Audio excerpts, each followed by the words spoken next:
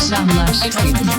Salam Azerbaycan, canımız sənə qurban.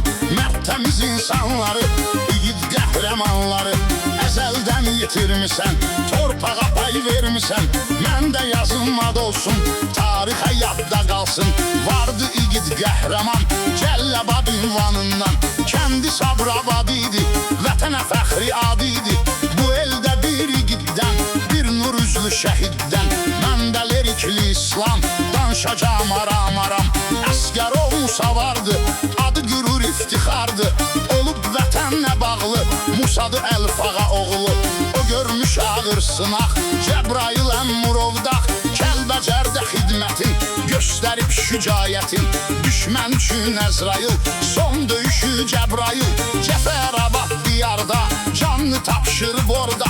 Çoxdu kədərlə qəmmiz, atası Əlfağa əmmiz. Fələyin ağır zülmünə, tab gətirmir ölümünə. Balasını çox sevərdi, canım gözüm deyərdi. Tapdı xəstəlik canı, yoxdu onun dərmanı. Övlada həsrətdədir, kədərdə zülmətdədir. Sönüb evinin çırağı, həyatın yox marağı. Oğul atanın canıdır, dərdinə dərmanıdır. Amma ki zalim fələk, tələsməz idin gərək. İlahinin qisməti, hər kəsənin müddəti.